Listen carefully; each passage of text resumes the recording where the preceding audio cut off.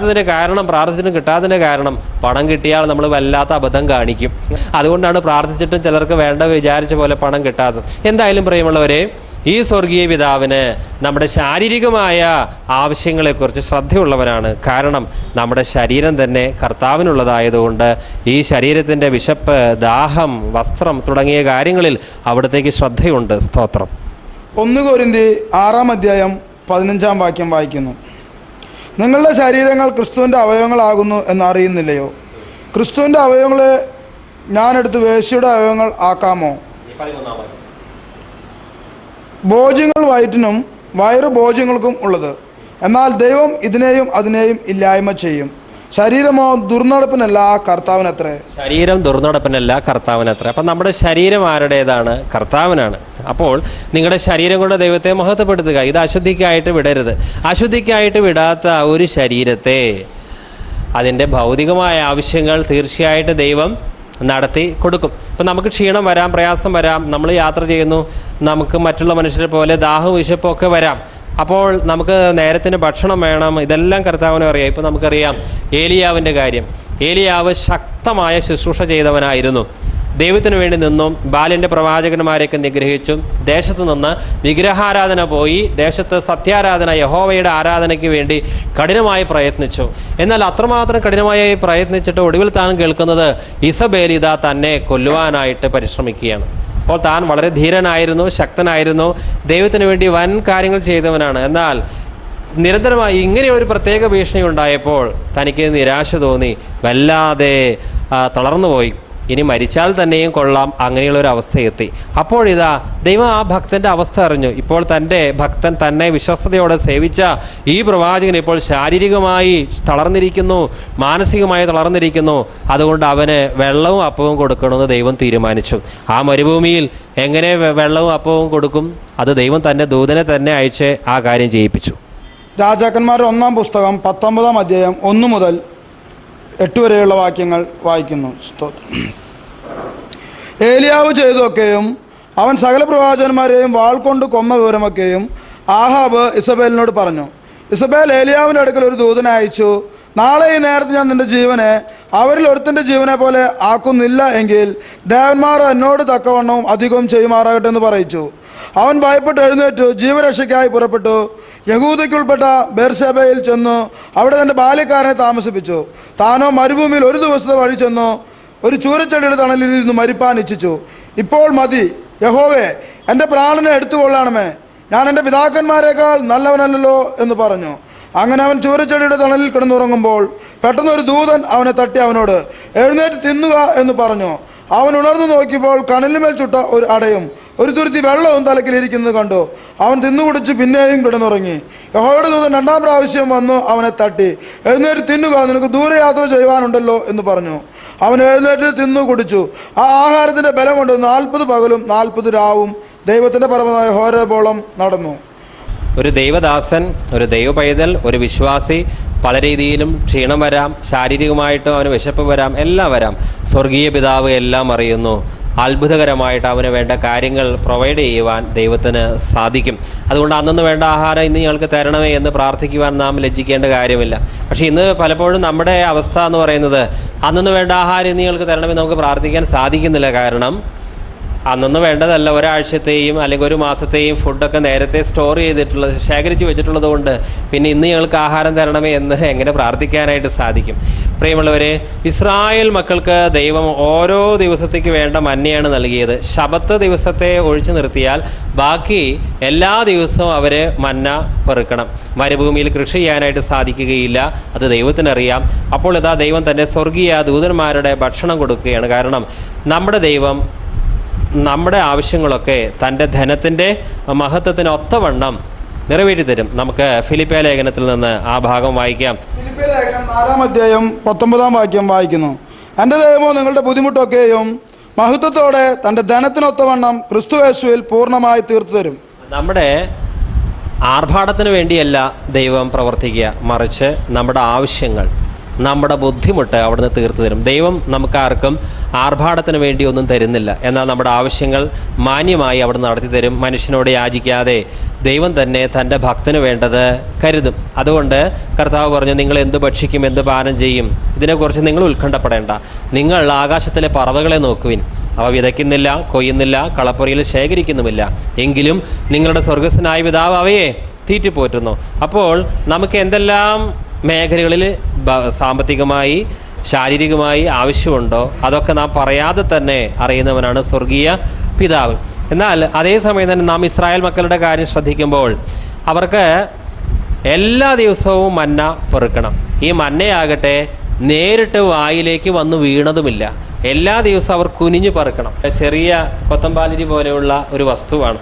അത് ഒരു പാത്രം നിറയണമെങ്കിൽ കുറേ സമയം അധ്വാനിച്ചാൽ ഒരു പാത്രത്തിലേക്ക് അത് നിറയുകയുള്ളൂ. അല്ലാതെ വലിയ അപ്പമായിട്ട് അങ്ങനെ വീഴുകയില്ല. അപ്പമായിട്ട് വീഴുകയാണെങ്കിൽ 4-5 അപ്പം എടുക്കുമ്പോഴേക്കും അവരുടെ ജോലി കഴിയും. ഇത് ഓരോ മണിയും ചെറിയ മണിയും പറക്കണം. അതെന്താ നമ്മളെ പഠിപ്പിക്കുന്നത്? നമ്മൾ അധ്വാനിക്കണമെന്നാണ്. തെസ്സലോനിക്ക ലേഖനത്തിൽ നമുക്കൊരു ഭാഗം വായിക്കാം. ദൈവമാണ് തരുന്നത്, പക്ഷേ നമ്മൾ അധ്വാനിക്കേണ്ട ആവശ്യമുണ്ട്. എഴുതിയ ലേഖനം 2-ാം ലേഖനം 3-ാം അധ്യായം 10-ാം വാക്യം വായിക്കുന്നു. വേല ചെയ്യുവാൻ മനസ്സില്ലാത്തവൻ തിന്നുകയും അരുത് എന്ന് ഞാൻ നിങ്ങളോട് കൂടെ ഇരിക്കുമ്പോൾ തന്നെ ആജ്ഞാപിച്ചിട്ടുണ്ടല്ലോ. ഒരു ആജ്ഞാപനമാണ് പൗലോസിൻ്റെ. വേല ചെയ്യാൻ മനസ്സില്ലാത്തവൻ തിന്നുകയരുത്. വളരെ കഠിനമായിട്ടുള്ള ആജ്ഞ തോന്നും. ദൈവദാസനാണെങ്കിൽ ദൈവവേല, മറ്റുള്ളവരാണെങ്കിൽ ആ വേലയിൽ അവർ വിശ്വസ്തരായിരിക്കണം. വേല ചെയ്യാൻ മനസ്സില്ലാത്തവൻ തിന്നുകയും അരുത്. അപ്പോൾ ഇസ്രായേൽ മക്കൾക്ക് വേണമെങ്കിൽ ദൈവത്തിന് ഇങ്ങനൊരു കാര്യം ചെയ്യാമായിരുന്നു. ഏലിയാവ് കനലിൽ ചുട്ട അപ്പവും അതുപോലെ തന്നെ വെള്ളവും കുടിച്ചപ്പോൾ എത്ര ദിവസത്തേക്കുള്ള ശക്തി കിട്ടി? 40 രാവും പകലും ദൈവത്തിൻ്റെ പർവ്വതമായ ഹോരോബോളം നടക്കുവാനുള്ള ശക്തി കിട്ടി. കാരണം ആ ഒറ്റ നേരത്തെ ഭക്ഷണം കഴിച്ചപ്പോൾ തന്നെ പിന്നെ വിശപ്പില്ല. 40 രാവും പകലും നടക്കണമെങ്കിൽ, മരുഭൂമിയിലൊക്കെ നടക്കണമെങ്കിൽ എത്രമാത്രം ഊർജ്ജം ശരീരത്തിന് ആവശ്യമാണ്. എന്നാൽ ഒറ്റ നേരത്തെ ഭക്ഷണം നിമിത്തം 40 ദിവസത്തേക്കുള്ള ശക്തി ദൈവം കൊടുക്കുകയാണ്, ശാരീരികമായ ശക്തി. ഇങ്ങനെ വേണമെങ്കിൽ ഇസ്രായേൽ മക്കളുടെ ജീവിതത്തിൽ ചെയ്യാമായിരുന്നു. ഈ 40 വർഷം അവർക്ക് ഈ കഷ്ടപ്പെട്ട് മന്ന പെറുക്കേണ്ട കാര്യം ഉണ്ടായിരുന്നില്ല. ഒറ്റ നേരത്തെ ഭക്ഷണം കൊണ്ട് 40 ദിവസം 40 വർഷങ്ങൾ മരുഭൂമിയിൽ നടക്കുവാൻ വേണ്ട ഊർജം കൊടുക്കുവാൻ ദൈവത്തിന് സാധിക്കുമായിരുന്നു. എന്നാൽ ദൈവം അങ്ങനെയല്ല ചെയ്തത്. എല്ലാ ദിവസവും മന്ന പെറുക്കുക. എന്തിനാണ് ദൈവം അങ്ങനെ ചെയ്യുന്നത്? ഇവർക്ക് 40 വർഷത്തേക്ക് വേണ്ട ഭക്ഷണം ഒറ്റ ദിവസം കൊണ്ട് ദൈവം കൊടുത്താൽ പിന്നെ അവർ ദൈവത്തെ മറക്കും. ഇപ്പം നമ്മുടെ ജീവിതത്തിലും എല്ലാ ദിവസവും നമുക്ക് മന്ന പെറുക്കേണ്ടി വരും. കാരണം എല്ലാം കൂടി മുൻകൂട്ടി നമുക്ക് തരികയാണെങ്കിൽ മനുഷ്യൻ്റെ അവസ്ഥ അവൻ ഞെരുക്കത്തിലും പ്രയാസത്തിലും വരുമ്പോഴാണ് ദൈവത്തിൽ കൂടുതലായിട്ട് ആശ്രയിക്കുക. ഇസ്രായേൽ മക്കൾക്ക് ഒരു ദിവസം അവർ കിടന്നുറങ്ങുന്നു, മന്ന കഴിച്ചിട്ട് കിടന്നുറങ്ങുന്നു. പിറ്റേ ദിവസം മന്ന വന്നെങ്കിൽ മാത്രമേ അവരുടെ വിശപ്പ് മാറുകയുള്ളൂ. അപ്പോൾ അവർക്ക് പിറ്റേ ദിവസവും ദൈവത്തെ ആശ്രയിക്കണം. ഇതേപോലെ തന്നെ സാമ്പത്തികമായ ഞെരുക്കം നമുക്ക് ഉണ്ടാകാൻ ദൈവം അനുവദിക്കുന്നു. കാരണം അങ്ങനെ ഒരു ഞെരുക്കം വരുമ്പോഴാണ് നമ്മൾ പൂർണ്ണമായിട്ട് കർത്താവിൽ ആശ്രയിക്കുക. ഇന്ന് ലോകത്തിൽ വലിയ ധനവാന്മാരൊക്കെ ഉണ്ട്, പക്ഷേ അവർക്ക് ദൈവത്തിൽ ആശ്രയിക്കേണ്ട കാര്യമൊന്നുമില്ല. കാരണം ബാങ്കിൽ കോടിക്കണക്കിന് രൂപ നിക്ഷേപിച്ചിട്ട് ഇരിക്കുമ്പോൾ അവർക്കൊരു വിശ്വാസമുണ്ട്, രോഗം വന്നാൽ ബെസ്റ്റ് ആശുപത്രി, താമസിക്കാൻ ഏറ്റവും സൗകര്യമുള്ള വീട്. കാരണം അവരുടെ ആശ്രയം അവരുടെ ബാങ്ക് ബാലൻസിലാണ്, അല്ലേ? അതുകൊണ്ടൊന്നും കാര്യമില്ല നമുക്കറിയാം. അത് വേറെ വശമെങ്കിൽ അവർ മാനുഷികമായിട്ട് അവർക്ക് ദൈവത്തിൽ ആശ്രയിക്കാൻ അവർക്ക് അങ്ങനെ തോന്നുന്നില്ല. രക്ഷിക്കപ്പെടാത്ത പണക്കാരുടെ കാര്യമാണ് പറയുന്നത്. എന്നാൽ ദൈവപൈതൃകത്തെ സംബന്ധിച്ച് ദൈവം ആഗ്രഹിക്കുന്നത് നിരന്തരമായി നാം ദൈവത്തിൽ ആശ്രയിക്കണം. നമ്മുടെ മനസ്സ്, അത് ഇസ്രായേൽ മക്കളെ കുറിച്ച് ദൈവം പറയുന്നത് അവർ എപ്പോഴും തെറ്റിപ്പോകുന്ന ഹൃദയമുള്ളവരാണ്, എൻ്റെ വഴി അവർ അറിയാത്തവരാണ് എന്നാണ് ദൈവം പറഞ്ഞത്. അപ്പോൾ നമ്മളും അത്ര നല്ലവരും ഒന്നുമല്ല. അതുകൊണ്ട് ചില ഞെരുക്കങ്ങൾ വരുമ്പോഴാണ് നമുക്ക് കൂടുതലായിട്ട് ദൈവത്തിൽ ആശ്രയിക്കുവാനായിട്ട് നമ്മൾ പഠിക്കുന്നത്. ഇന്ന് നാം ദൈവത്തിൻ്റെ വചനം വായിച്ചില്ല എന്ന് വിചാരിക്കൂ. എന്നാൽ ഇന്ന് നമുക്ക് അത്യാവശ്യമായിട്ട് കുറച്ച് പണം കിട്ടേണ്ട ആവശ്യമുണ്ട്. ബൈബിൾ നമ്മൾ വായിച്ചില്ല എന്ന് കരുതുക, അതൊരു ആത്മീയ ആവശ്യം. ഇന്ന് നമുക്ക് അത്യാവശ്യമായിട്ട് പണം കിട്ടണം. പണം നമുക്ക് കൊടുക്കാനായിട്ട് കയ്യിൽ കാശില്ല. ഈ 2 ആവശ്യങ്ങൾ വരുമ്പോൾ ഏത് ആവശ്യത്തെക്കുറിച്ചായിരിക്കും നമ്മുടെ ഹൃദയത്തിൽ ദാഹത്തോടെ ദൈവത്തോട് പ്രാർത്ഥിക്കുക? ബൈബിൾ വായിക്കാൻ പറ്റിയില്ലല്ലോ, ആ ആഗ്രഹമായിരിക്കും പറയുക. അതോ പൈസ ഇല്ലല്ലോ കർത്താവേ, എന്തു ചെയ്യും? ഈ 2 ആവശ്യങ്ങളിൽ തീർച്ചയായിട്ടും നമ്മൾ ഭൗതികമായ ആവശ്യങ്ങളാണ് വളരെ തീഷ്ണതയോടെ ദൈവത്തോട് ഉണർത്തിക്കുക. അപ്പോൾ ദൈവത്തിന് ഈ കാര്യം അറിയാം. നമ്മൾ നിരന്തരമായിട്ട് ദൈവത്തിൽ ആശ്രയിക്കാൻ വേണ്ടി ഇത്തരത്തിലുള്ള ഒരു ഞെരുക്കം ആവശ്യമാണ്. പക്ഷേ ഒരിക്കലും ദൈവം നമ്മളെ കഷ്ടപ്പെടുത്തുന്നവനല്ല, ബുദ്ധിമുട്ടിക്കുന്നവനല്ല. കാരണം നേരത്തെ വായിച്ചു, എൻ്റെ ദൈവം നിങ്ങളുടെ ബുദ്ധിമുട്ടൊക്കെ തീർത്തു തരും. പക്ഷേ നാം ദൈവത്തിൽ ആശ്രയിക്കണം. അപ്പോൾ അന്നു വേണ്ട ആഹാരം ഇന്ന് ഞങ്ങൾക്ക് തരണമേ. നമുക്ക് തീർച്ചയായിട്ടും നമ്മുടെ ഭൗതികമായ ആവശ്യങ്ങളെ ഓർത്ത് പ്രാർത്ഥിക്കാം. നമുക്ക് വീട്ടിൻ്റെ ചില ആവശ്യങ്ങൾ, മക്കളുടെ ആവശ്യങ്ങൾ ഒക്കെ നമുക്ക് പ്രാർത്ഥിക്കാം. കാരണം നിങ്ങളുടെ ആവശ്യങ്ങൾ സ്തോത്രത്തോടുകൂടെ ദൈവത്തോട് അറിയിക്കത്രേ വേണ്ടത്, മനുഷ്യരോടല്ല. നിങ്ങളുടെ ആവശ്യങ്ങൾ സ്തോത്രത്തോടുകൂടെ ദൈവത്തോട് അറിയിക്കത്രേ വേണ്ടത്. ചിലരെ ദൈവം നിങ്ങളെ അനുഗ്രഹിക്കും, നിങ്ങൾക്ക് സാമ്പത്തികമായിട്ടുള്ള കാര്യങ്ങൾ തരുമെന്ന് പറയുന്നു. ഒരു കൺവെൻഷൻ നടക്കുമ്പോൾ പിന്നെ പറയുന്നത്, ജനമേ നിങ്ങൾ കാശ് തരിക എന്നുള്ളതാണ്. കാശ് നിങ്ങൾ തരണം. അനുഗ്രഹമൊക്കെ ദൈവം, നിങ്ങൾക്ക് രോഗസൗഖ്യം ദൈവം തരും, മറ്റ് ഭയങ്കര വിടുതലൊക്കെ ദൈവം തരും. പക്ഷേ ഈ കൺവെൻഷൻ്റെ കാശിരിക്കുന്നത് നിങ്ങളുടെ പോക്കറ്റില്ല. അത് ദൈവത്തിന് തരാൻ പറ്റില്ല. അതല്ല പറയും, അത് അറിവില്ലായ്മ കൊണ്ടാണ്. ദൈവത്തിലാണ് നമ്മൾ ആശ്രയിക്കേണ്ടത്. കാരണം നിങ്ങളുടെ ആവശ്യങ്ങൾ ആരോട് പറയണം? നിങ്ങൾക്ക് സാമ്പത്തികമായ ആവശ്യമുണ്ടോ, മറ്റാവശ്യങ്ങളുണ്ടോ? തീർച്ചയായിട്ടും പറയാം. ആരോട് പറയണം? ജനത്തോടല്ല. ആരോട് പറയേണ്ടത്? നിങ്ങളുടെ ആവശ്യമോ ദൈവത്തോട് പറയുക. അപ്പോൾ തീർച്ചയായിട്ടും അവിടുന്ന് നമുക്ക് മറുപടി തരും. ഹല്ലേലൂയ, സ്തോത്രം. കർത്താവായ യേശു ക്രിസ്തു തൻ്റെ ശിഷ്യന്മാർക്ക് എങ്ങനെ പ്രാർത്ഥിക്കണം അത് പഠിപ്പിച്ചു കൊടുക്കുകയായിരുന്നു. സ്വർഗസ്ഥനായ ഞങ്ങളുടെ പിതാവേ, അങ്ങയുടെ നാമം പൂജിതമാകണമേ, അങ്ങയുടെ രാജ്യം വരണമേ, അങ്ങയുടെ തിരുമനസ്സ് സ്വർഗത്തിലെ പോലെ ഭൂമിയിലുമാകണമേ. അന്നു വേണ്ട ആഹാരം ഇന്ന് ഞങ്ങൾക്ക് തരണമേ. ഞങ്ങളോട് തെറ്റ് ചെയ്യുന്നവരോട് ഞങ്ങൾ ക്ഷമിച്ചിരിക്കുന്നത് പോലെ ഞങ്ങളുടെ കടങ്ങളും പാപങ്ങളും ഞങ്ങളോട് ക്ഷമിക്കണമേ. ഞങ്ങളെ പ്രലോഭനത്തിൽ ഉൾപ്പെടുത്തരുതേ, ദുഷ്ടാരൂപിയിൽ നിന്ന് ഞങ്ങളെ രക്ഷിച്ചു കൊള്ളണമേ. എന്തുകൊണ്ടെന്നാൽ രാജ്യവും ശക്തിയും മഹത്വവും എന്നേക്കും അങ്ങയുടേതാകുന്നു. അതിലെ അന്നു വേണ്ട ആഹാരം ഇന്ന് ഞങ്ങൾക്ക് തരണമേ. അത്രയും ഭാഗം നമ്മൾ ചിന്തിച്ചു. നോക്കുക, ദൈവം നമ്മുടെ ഭൗതികമായ ആവശ്യങ്ങൾ തീർത്ത് തരും. നിങ്ങളുടെ ആവശ്യങ്ങൾ സ്തോത്രത്തോടു കൂടി ദൈവത്തോട് അറിയിക്കുകയത്രേ എന്നാണല്ലോ വചനം പറയുന്നത്. എന്നാൽ ദൈവം ഒരു വ്യക്തിക്കായിട്ടല്ല ഭൗതിക നന്മകൾ കൊടുക്കുന്നത്. ഭക്ഷണം എന്നുള്ളൊരു ഭൗതികമായ ഒരു കാര്യമാണ്. നമുക്ക് ഭക്ഷണം വേണം. ആത്മീയം മാത്രം ആയാൽ നമുക്ക് ശരീരം നിലനിൽക്കുന്നില്ല. ശരീരത്തിന് നിലനിൽപ്പിന് ഭക്ഷണം ആവശ്യമാണ്. നമ്മൾ യാത്ര ചെയ്യുന്നു, ഡിസ്ചാർജ് ആവശ്യമാണ്, വസ്ത്രം വാങ്ങാൻ പൈസ ആവശ്യമാണ്, താമസിക്കാൻ വീട് ആവശ്യം. ഇതൊക്കെ ദൈവത്തിനറിയാം. എന്നാൽ ദൈവം ഇവിടെ പറയുന്നത് അന്നു വേണ്ടുന്ന ആഹാരം എനിക്ക് തരണം, അങ്ങനെ പ്രാർത്ഥിക്കാനല്ല പറയുന്നത്. അന്നു വേണ്ട ആഹാരം ഇന്ന് ഞങ്ങൾക്ക് നൽകണമേ. ഇപ്പോൾ ഒരു സഹോദരൻ പ്രാർത്ഥിക്കുകയാണ്, അന്നു വേണ്ട ആഹാരം ഇന്ന് ഞങ്ങൾക്ക് തരണമേ. ആ സഹോദരൻ്റെ ദൈവം 100 പേർക്കുള്ള ഭക്ഷണമാണ് കൊടുത്തത് എന്ന് കരുതുക. കാരണം അദ്ദേഹം എനിക്കുള്ള ആഹാരത്തിനല്ല ചോദിച്ചത്, അന്നു വേണ്ട ആഹാരം ഇന്ന് ഞങ്ങൾക്ക് തരണമേ. 100 പേർക്കുള്ള ഭക്ഷണം ആ സഹോദരന് കിട്ടിയാൽ ആ സഹോദരന് ചെയ്യേണ്ട ഒരു കാര്യമുണ്ട്. അദ്ദേഹത്തിന് അറിയാം, ഇത് എനിക്കായിട്ടുള്ളതല്ല, ഒറ്റ ഓഹരി മാത്രം. ഇതിൽ 99 ഓഹരിയും മറ്റു സഹോദരങ്ങൾക്കുള്ളതാണ്. ഓരോ ഓഹരി മാത്രമേ എനിക്കായിട്ട് ഉള്ളൂ, അവകാശപ്പെട്ടതായിട്ടുള്ളൂ. അതുകൊണ്ട് ഒരു ഓഹരി മാത്രം താൻ എടുക്കുന്നു, 99 മറ്റു പേർക്ക് ഭാഗിച്ചു കൊടുക്കുന്നു. അപ്പോൾ അദ്ദേഹം ദൈവത്തോട് വിശ്വസ്തനായി ആ കാര്യത്തിൽ. വീണ്ടും അദ്ദേഹം പ്രാർത്ഥിക്കുകയാണ്, അന്നു വേണ്ടുന്ന ആഹാരം ഇന്ന് ഞങ്ങൾക്ക് തരണമേ. അടുത്ത പ്രാർത്ഥനയ്ക്ക് ദൈവം ഒരുപക്ഷെ 1000 പേർക്കുള്ള ഭക്ഷണമായിരിക്കും അദ്ദേഹത്തിന് നൽകുന്നത്. കാരണം ആദ്യം കൊടുത്തതിൽ അദ്ദേഹം വിശ്വസ്തത കാണിച്ചു. എന്നാൽ അദ്ദേഹത്തിന് ഒരു കാര്യം അറിയാം, ഈ 999 എനിക്കുള്ളതല്ല, ഇത് മറ്റുള്ളവർക്കാണ്. കാരണം ഞാൻ പ്രാർത്ഥിച്ചത് എനിക്ക് ആഹാരം കിട്ടണമെന്നല്ലല്ലോ പ്രാർത്ഥിച്ചത്, അന്നു വേണ്ടുന്ന ആഹാരം ഇന്ന് ഞങ്ങൾക്ക് തരണമേ എന്നാണ് പ്രാർത്ഥിച്ചത്. അപ്പോൾ അദ്ദേഹം ഓരോ ഓഹരി മാത്രം എടുത്ത് ബാക്കിയെല്ലാം മറ്റുള്ളവർക്ക് വീതിച്ചു കൊടുത്തു. ദൈവത്തിന് മനസ്സിലായി, ഇവൻ വിശ്വസ്തനാണ്, ഇവനെ ഞാൻ വീണ്ടും അനുഗ്രഹിക്കും. കാരണം ഇന്ന് പലരുടെയും പ്രാർത്ഥനയ്ക്ക് വിചാരിച്ച പോലെ കാര്യങ്ങൾ നീങ്ങാത്തതിൻ്റെ, ഭൗതികമായ ആവശ്യങ്ങൾ പോലും വേണ്ട പോലെ നടക്കാത്തതിൻ്റെ ഒരു കാരണം, അവർക്ക് പ്രാർത്ഥിച്ചിട്ട് ദൈവം എന്തെങ്കിലും കൊടുക്കുകയാണെങ്കിൽ തന്നെ അവർ കരുതുന്നത് ഞാൻ പ്രാർത്ഥിച്ചു, അത് എനിക്ക് തന്നെ ഉപയോഗിക്കാമെന്നാണ്. ഒന്നുകൂടി വ്യക്തമാക്കുകയാണെങ്കിൽ, ഒരു സഹോദരൻ ഇങ്ങനെ പ്രാർത്ഥിക്കുകയാണ്, അന്നു വേണ്ട ആഹാരം ഇനി ഞങ്ങൾക്ക് തരണമേ. ആ സഹോദരന് ദൈവം 10 പേർക്കുള്ള ആഹാരം കൊടുത്തു. സഹോദരൻ കരുതി, ഞാൻ പ്രാർത്ഥിച്ചിട്ടല്ലേ 10 പേർക്കുള്ള ആഹാരം കിട്ടിയത്, ഇത് 10 ഞാൻ തന്നെ അങ്ങ് കഴിക്കാം. അങ്ങനെ ഒറ്റ ആൾക്കൊന്നും കൊടുത്തില്ല. വീണ്ടും പ്രാർത്ഥിക്കുകയാണ്, അന്നു വേണ്ടുന്ന ആഹാരം ഇന്ന് ഞങ്ങൾക്ക് നൽകണമേ. അപ്പോൾ ദൈവം കൊടുക്കുന്നില്ല. കാരണം എന്താണ്? ആദ്യം കൊടുത്തതിൽ അവൻ വിശ്വസ്തനായിരുന്നില്ല. ഇന്ന് നമ്മുടെ ആത്മീയ വർധനയായാലും ഭൗതികമായ കാര്യത്തിൻ്റേതായാലും പല രീതിയിലും ദൈവം പ്രാർത്ഥന കേൾക്കാത്തതിൻ്റെ കാരണം, നമുക്ക് എന്തെങ്കിലും ദൈവം തന്നാൽ, പണമായാലോ വസ്തുവായാലോ വീടായാലോ മറ്റു പല, ഇനി സഭാ മന്ദിരമായാലോ, ഇതൊക്കെ ഞാൻ പ്രാർത്ഥിച്ചു എനിക്ക് കിട്ടി എന്നുള്ള രീതിയിൽ അവൻ മാത്രം അത് ഉപയോഗിക്കുമ്പോഴാണ് തുടർന്നുള്ള പ്രാർത്ഥനകൾക്ക് മറുപടി കിട്ടാത്തത്. എന്നാൽ ഇത് എനിക്ക് മാത്രമല്ല ദൈവം തരുന്നത് എന്നുള്ള കാഴ്ചപ്പാട് ദൈവസഭയെക്കുറിച്ചുള്ള ഒരു അറിവുണ്ടാകുമ്പോഴാണ് നമുക്ക് കിട്ടുക. കാരണം ഇന്ന് സഭ എന്ന് പറയുന്നത് യേശുവിൻ്റെ ശരീരമാണ്. അതുകൊണ്ട് തൻ്റെ ശരീരത്തിൽ അവയവങ്ങളാണ് നാം. ദൈവം തരുന്ന ആത്മീയമായ അനുഗ്രഹങ്ങളാകട്ടെ ഭൗതികമായ അനുഗ്രഹങ്ങളാകട്ടെ ഒരു വ്യക്തിക്ക് മാത്രം എൻജോയ് ചെയ്യാനുള്ളതല്ല, അത് മൊത്തം ശരീരത്തിന് അഥവാ സഭയ്ക്ക് വേണ്ടിയാണ്. അതുകൊണ്ട് ആദിമ ക്രൈസ്തവ സഭയ്ക്ക് അവർക്ക് ഭൗതികമായ സ്വത്തുണ്ടായിരുന്നു. എന്നാൽ അവരാരും തന്നെ അവരുടെ ഈ വസ്തുവകകൾ സ്വന്തമായി അവർ കരുതിയില്ല, എല്ലാം പൊതുവകയായിട്ട് കരുതി. അതാണ് ആദിമസഭയുടെ ഐക്യം. വിശ്വസിച്ചവരൊക്കെ ഒരു മനസ്സ്, ഒരേ ഭാവം, ഒരേ അഭിപ്രായം.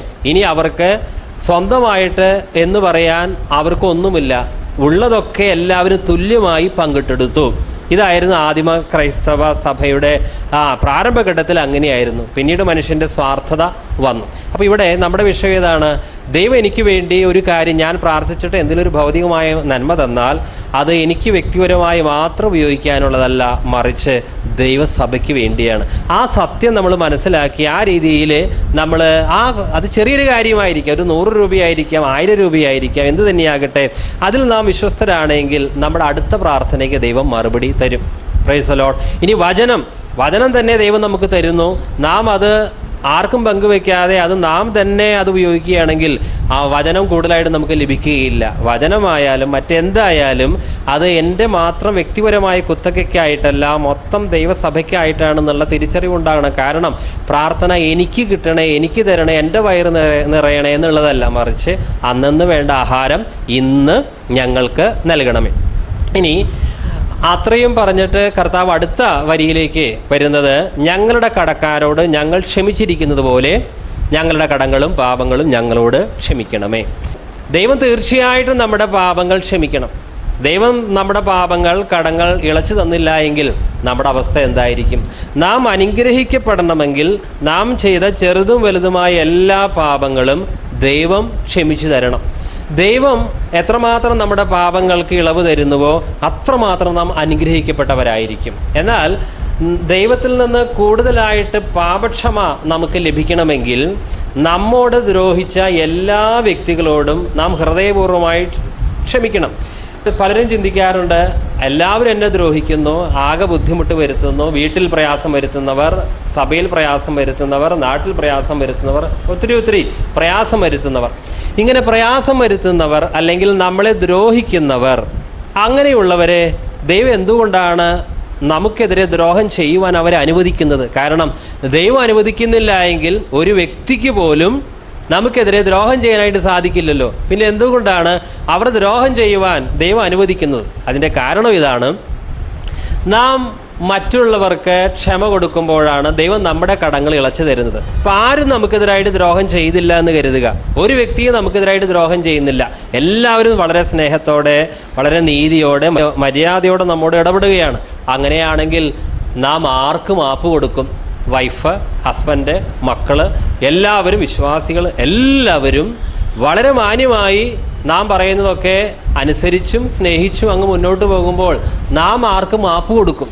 നാം ആർക്കും മാപ്പ് കൊടുക്കുന്നില്ല എങ്കിൽ, നാം ആർക്കും ഇളവ് നൽകുന്നില്ല എങ്കിൽ നമ്മുടെ കടങ്ങൾ എങ്ങനെ ദൈവം ക്ഷമിക്കും? അതുകൊണ്ട് മറ്റുള്ളവർ നമ്മോട് ദ്രോഹം ചെയ്യുന്നത് നമ്മുടെ തന്നെ പ്രയോജനത്തിനാണ്. കാരണം ദൈവം നമുക്ക് മറ്റുള്ളവരുടെ ദ്രോഹങ്ങൾ ഇളച്ചു കൊടുക്കുവാനായിട്ട് ധാരാളം അവസരങ്ങൾ ജീവിതത്തിൽ തരികയാണ്.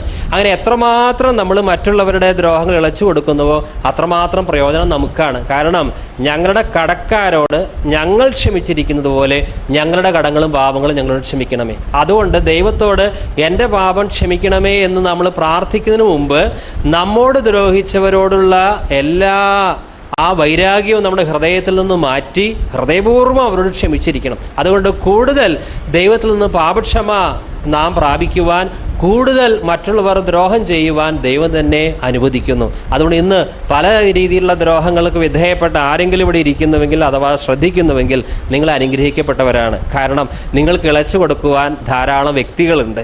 എത്രമാത്രം ഇളച്ചു കൊടുക്കുന്നുവോ അത്രമാത്രം ദൈവം നിങ്ങളുടെയും പാപങ്ങൾക്ക് ഇളവ് തരും. അതുകൊണ്ട് ഒരാൾ ദ്രോഹം ചെയ്യുന്നത് പോലും നമ്മുടെ നന്മയ്ക്കായിട്ടാണ്. മറ്റൊരു കാര്യം, സഹോദരനെ വെറുക്കുന്നവൻ കൊലപാതകി എന്നാണ് തിരുവചനം പറയുന്നത്. നീ ദൈവത്തെ സ്നേഹിക്കുന്നു എന്ന് പറയുകയാണ്. യോഹന്നാന്റെ ലേഖനത്തിൽ പറയുന്നത് ദൈവത്തെ സ്നേഹിക്കുന്നു എന്ന് പറഞ്ഞിട്ട് നിങ്ങൾ സഹോദരനെ വെറുക്കുകയാണെങ്കിൽ അവൻ ആരാണ്? കള്ളനാണ് എന്നാണ് പറയുന്നത്. ഇനി നമ്മൾ വിചാരിക്കും യേശുവിനോട് പാപങ്ങളൊക്കെ ഏറ്റു പറഞ്ഞാൽ യേശു എൻ്റെ പാപങ്ങളൊക്കെ അങ്ങ് ക്ഷമിക്കില്ലേ? കാരണം ഞാൻ ആരുടെയും എന്നോട് ദ്രോഹം ചെയ്ത ഒരു വ്യക്തിയുടെയും പാപങ്ങൾ ഞാൻ ക്ഷമിച്ചു കൊടുക്കുന്നില്ല. പക്ഷേ യേശുവിൻ്റെ രക്തത്താൽ എൻ്റെ പാപങ്ങൾക്കൊക്കെ ഇങ്ങനെ മോചനം കിട്ടില്ലേ എന്ന് നമ്മളിങ്ങനെ ചിന്തിക്കും. എന്നാൽ യോഹന്നാൻ എഴുതിയ 1 യോഹന്നാൻ 1:7 പറയുന്നത് അവൻ വെളിച്ചത്തിലിരിക്കുന്നത് പോലെ നാം വെളിച്ചത്തിൽ നടക്കുന്നുവെങ്കിൽ നമുക്ക് തമ്മിൽ കൂട്ടായ്മയുണ്ട്. എന്നിട്ടാണ് അവിടുത്തെ പുത്രനായ യേശുവിൻ്റെ രക്തം സകല പാപവും നീക്കി നമ്മെ ശുദ്ധീകരിക്കുന്നുവെന്ന് പറയുന്നത്. താന്തോന്നിയായിട്ട് നാം നടന്ന് അല്ലെങ്കിൽ ദൈവത്തിൽ നിന്ന് വഴിവിട്ട രീതിയിൽ നമ്മൾ ജീവിച്ച് ക്ഷമിക്കുന്നുമില്ല, സഹിക്കുന്നില്ല, പൊറുക്കുന്നില്ല, നമുക്ക് വേദന വരുന്ന ഒരു കാര്യവും നാം ഏറ്റെടുക്കാൻ തയ്യാറാകുന്നില്ല, ഒരു ത്യാഗവും നമ്മുടെ ജീവിതത്തിൽ ഉണ്ടാകുന്നില്ല. എന്നിട്ട് പറയുകയാണ് യേശുവേ അങ്ങയുടെ രക്തം കൊണ്ട് എൻ്റെ എല്ലാ പാപക്കറകളെ അങ്ങ് കഴുകി ശുദ്ധീകരിക്കണമേ എന്ന്. ആരുടെ പാപങ്ങൾക്കാണ് മോചനം കിട്ടുന്നത്? ആ വാക്യം പറയുന്നത് അവൻ വെളിച്ചത്തിലിരിക്കുന്നത് പോലെ നാം വെളിച്ചത്തിൽ നടക്കുന്നുവെങ്കിൽ നമുക്ക് തമ്മിൽ കൂട്ടായ്മയുണ്ട്. അങ്ങനെ ദൈവവുമായിട്ട് കൂട്ടായ്മയുള്ളവരുടെ പാപങ്ങളാണ് അവിടുത്തെ പുത്രനായ യേശുവിൻ്റെ രക്തം അവരുടെ പാപങ്ങൾക്കാണ് മോചനം നൽകുന്നത്. അല്ലാതെ സ്വന്തം വഴിക്ക് പോകുന്ന ഒരു വ്യക്തി ഒരു മാനസാന്തരമല്ല ഒന്നുമില്ല, യേശുവേ എല്ലാ പാപങ്ങളും ക്ഷമിക്കണമെന്ന് പറഞ്ഞാൽ അങ്ങനെ ക്ഷമിച്ചു കൊടുക്കുന്നവനല്ല ദൈവം. ആദ്യം കൂട്ടായ്മ ഉണ്ടായിരിക്കണം, ദൈവവുമായിട്ടുള്ള കൂട്ടായ്മ. വെളിച്ചത്തിൽ നടന്നാൽ മാത്രമേ കർത്താവുമായിട്ടുള്ള കൂട്ടായ്മയുള്ളൂ. അങ്ങനെയുള്ളവരുടെ പാപങ്ങൾക്ക് മോചനം ഉണ്ട്. പത്രോസ് എഴുതിയ 1-ാം ലേഖനം 3-ാം അധ്യായം 8ഉം 9ഉം വാക്യങ്ങൾ വായിക്കുന്നു. തീർച്ചയ്ക്ക് എല്ലാവരും ഐക്യമത്യവും സഹതാപവും സഹോദരപ്രീതിയും മനസ്സലിവും വിനയബുദ്ധിയുള്ളവരും ആയിരിപ്പിൻ. ദോഷത്തിന് ദോഷവും ശകാരത്തിന് ശകാരവും പകരം ചെയ്യാതെ നിങ്ങൾ അനുഗ്രഹം അനുഭവിക്കേണ്ടതിന് വിളിക്കപ്പെട്ടതുകൊണ്ട് അനുഗ്രഹിക്കുന്നവരായിരിപ്പിൻ. അപ്പോൾ നിങ്ങൾ അനുഗ്രഹം അനുഭവിക്കുവാൻ വിളിക്കപ്പെട്ടവരായതുകൊണ്ട് അനുഗ്രഹിക്കുന്നവരായിരിക്കുവിൻ. ദോഷത്തിന് പകരം ദോഷം ചെയ്യരുത്, ശകാരത്തിന് പകരം ശകാരം ചെയ്യരുത്. നാം വിളിക്കപ്പെട്ടിരിക്കുന്നത് അനുഗ്രഹം പ്രാപിക്കുവാൻ വേണ്ടിയാണ്. ഇനി ക്ഷമിക്കണം എന്നുള്ള കാര്യം ലോകത്തിലെ മറ്റു പല നേതാക്കളും പറഞ്ഞിട്ടുണ്ട്. യേശുക്രിസ്തു മാത്രമല്ല ശത്രുക്കളെ സ്നേഹിക്കണം എന്ന് പഠിപ്പിച്ചിട്ടുള്ളത്, കർത്താവ് മാത്രമല്ല മാപ്പ് കൊടുക്കണമെന്ന് പഠിപ്പിച്ചിട്ടുള്ളത്, മറ്റു പല നേതാക്കളും പഠിപ്പിച്ചിട്ടുണ്ട്. എന്നാൽ ക്രിസ്തു പഠിപ്പിച്ചതുപോലെ ശക്തമായിട്ട് വേറെ ആരും പഠിപ്പിച്ചിട്ടില്ല. പക്ഷേ യേശുക്രിസ്തു ശത്രുക്കളെ ക്ഷമിക്കണം, മാപ്പ് കൊടുക്കണമെന്ന് പറയുന്നതും മറ്റുള്ളവർ ശത്രുക്കളോട് കരുണ കാണിക്കണമെന്ന് പറയുന്നതും വ്യത്യാസമാണ്. കാരണം അതായത് മറ്റുള്ളവർ, ഇവിടെ ശ്രദ്ധിക്കുക, മറ്റുള്ളവർ പറഞ്ഞതൊക്കെ ചില പ്രസ്താവനകൾ മാത്രമാണ്, ചില പ്രസ്താവനകൾ മാത്രം. എന്നാൽ ക്രിസ്തു ക്ഷമിക്കണമെന്ന് പറയുമ്പോൾ അതിനോടുകൂടി ഒരു വാക്തത്വവും നൽകുന്നുണ്ട്. നിങ്ങൾ മറ്റുള്ളവരുടെ കടങ്ങളെ ക്ഷമിച്ചാൽ നിങ്ങൾക്ക് എന്ത് ലഭിക്കും? നിങ്ങളുടെ കടങ്ങളും ക്ഷമിക്കപ്പെടും. അപ്പം ഇതേപോലെ തന്നെ കർത്താവ് ഒരു കാര്യം പറയുമ്പോൾ നിങ്ങൾക്ക് ഇന്നൊരു വാക്തത്വവും പ്രാപിക്കാമെന്നാണ് പറയുന്നത്. ലോകത്തിൽ മറ്റുള്ളവരൊക്കെ ക്ഷമിക്കണമെന്ന് പറഞ്ഞു, ഒരു വാക്തത്വവും നൽകാനില്ല. അവരുടേതൊക്കെ കേവലം പ്രസ്താവനകളാണ്. നാം ക്ഷമിക്കുമ്പോൾ നമുക്ക് ചുരുങ്ങിയ പക്ഷം 4 അനുഗ്രഹങ്ങളെങ്കിലും ലഭിക്കും. നമുക്കത് ശ്രദ്ധിക്കാം. മർക്കോസിൻ്റെ സുവിശേഷം 11-ാം അധ്യായം 25-26 വാക്യങ്ങൾ വായിക്കുന്നു. നിങ്ങൾ പ്രാർത്ഥിപ്പാൻ നിൽക്കുമ്പോൾ സ്വർഗസ്വനായ നിങ്ങളുടെ പിതാവ് നിങ്ങളുടെ പിഴകളെയും ക്ഷമിക്കേണ്ടതിന് നിങ്ങൾക്ക് ആരോടെങ്കിലും വല്ലതും ഉണ്ടെങ്കിൽ അവനോട് ക്ഷമിപ്പിൻ. നിങ്ങൾ ക്ഷമിക്കാഞ്ഞാലോ സ്വർഗസ്വനായ നിങ്ങളുടെ പിതാവ് നിങ്ങളുടെ പിഴകളെയും ക്ഷമിക്കുകയില്ല. ഒന്നാമതായിട്ട് പ്രാർത്ഥിക്കാൻ നിൽക്കുക, അതാണ് വിഷയം. അപ്പോൾ ദൈവം നമ്മുടെ പ്രാർത്ഥന കേൾക്കണമെങ്കിൽ, പ്രാർത്ഥന കേൾക്കുന്നൊരു വാക്തത്വമാണ് ദൈവത്തിൻ്റെ വാക്തത്വം. പ്രാർത്ഥന കേൾക്കണമെങ്കിൽ ആരോടെങ്കിലും വൈരാഗ്യമുണ്ടെങ്കിൽ നാം നിരന്നുകൊള്ളണം, അവരുമായിട്ട് രമ്യതയിലാകണം, അവർക്ക് ക്ഷമ കൊടുക്കണം. അപ്പോൾ നാം ക്ഷമിച്ചാൽ ലഭിക്കുന്ന ഒരു വാക്തത്വമാണ് നമ്മുടെ പ്രാർത്ഥന ദൈവം കേൾക്കുക. രണ്ടാമതായിട്ട് നാം ക്ഷമിക്കുമ്പോൾ നമുക്ക് ലഭിക്കുന്ന വാഗ്ദാനം, നമ്മുടെ വഴിപാട് അഥവാ നമ്മുടെ യാഗം ദൈവം അംഗീകരിക്കുന്നുവെന്നാണ്. മത്തായി സുവിശേഷം 5-ാം അധ്യായം 23-24 വാക്യങ്ങൾ വായിക്കുന്നു. ആകയാൽ നിന്റെ വഴിപാട് യാഗപീഠത്തെങ്കിൽ കൊണ്ടുവരുമ്പോൾ സഹോദരന് നിന്റെ നേരെ വല്ലതുമുണ്ടെന്ന് അവിടെ വെച്ച് ഓർമ്മ വന്നാൽ നിന്റെ വഴിപാട് അവിടെ യാഗപീഠത്തിൻ്റെ മുമ്പിൽ വെച്ചു ഒന്നാമത് ചെന്ന് സഹോദരനോട് നിരന്നു കൊള്ളുക, പിന്നെ വന്ന് നിന്റെ വഴിപാട് കഴിക്കുക. പഴയ നിയമത്തിൽ വഴിപാട് ആണ് ഉള്ളത്, പുതിയ നിയമത്തിൽ വഴിപാടിന് പകരം ആരാധനയാണ്. പഴയ നിയമത്തിൽ അവർ ഇങ്ങനെ യാഗങ്ങൾ നടത്തി വഴിപാട് നടത്തി ദൈവത്തോടുള്ള ആരാധന ആ രീതിയിലാണ് അവർ പ്രകടിപ്പിച്ചത്. പുതിയ നിയമ വിശ്വാസികളായ നാം ആത്മാവിലും സത്യത്തിലും ദൈവത്തെ ആരാധിക്കുന്നവരാണ്. അപ്പോൾ നമ്മുടെ ആരാധന ദൈവത്തിന് സ്വീകാര്യമാകണമെങ്കിൽ ഹൃദയപൂർവ്വം സഹോദരനോട് ക്ഷമിക്കണം. ഒന്ന്, നമ്മുടെ പ്രാർത്ഥന ദൈവം കേൾക്കണമെങ്കിൽ നാം മറ്റുള്ളവരോട് ക്ഷമിക്കണം. രണ്ട്, നമ്മുടെ ആരാധന ദൈവത്തോട് നാം നടത്തുന്ന ആരാധന അംഗീകരിക്കണമെങ്കിൽ വൈരാഗ്യം പാടില്ല. ഭാര്യയും ഭർത്താവും വഴക്കടിച്ച് സഭാരാധനയ്ക്ക് പോയാൽ ആ ആരാധനയിൽ ദൈവം എങ്ങനെ തൃപ്തനായിത്തീരും? മറ്റൊന്ന്, മൂന്നാമതായി, നമുക്ക് രോഗസൗഖ്യം ലഭിക്കണമെങ്കിൽ നാം പാപങ്ങൾ ഏറ്റുപറഞ്ഞ് തമ്മിൽ നിരപ്പ് പ്രാപിക്കണം. യാക്കോബ് 5:16 വായിക്കുന്നു. എന്നാൽ നിങ്ങൾക്ക് രോഗശാന്തി വരേണ്ടതിന് തമ്മിൽ പാപങ്ങളെ ഏറ്റുപറഞ്ഞ് ഒരുവന് വേണ്ടി ഒരുവൻ പ്രാർത്ഥിപ്പിൻ. നീതിമാന്റെ ശ്രദ്ധയോടുകൂടിയ പ്രാർത്ഥന വളരെ ഫലിക്കുന്നു. അപ്പോൾ നമുക്ക് രോഗശാന്തി വരേണ്ടതിന് എന്ത് ചെയ്യണം? തമ്മിൽ പാപങ്ങൾ ഏറ്റുപറഞ്ഞ് പ്രാർത്ഥിക്കണം. ഒരു സഹോദരനെ നാം മുറിപ്പെടുത്തിയിട്ടുണ്ടെങ്കിൽ ആ സഹോദരനുമായിട്ട് നാം രമ്യതയിലാകണം. ആ പാപത്തിൽ തന്നെ നാം ഇരിക്കുന്നു, അങ്ങനെ എൻ്റെ രോഗത്തിന് സൗഖ്യം ലഭിക്കണമെന്ന് പറഞ്ഞാൽ രോഗസൗഖ്യം ലഭിക്കുകയില്ല.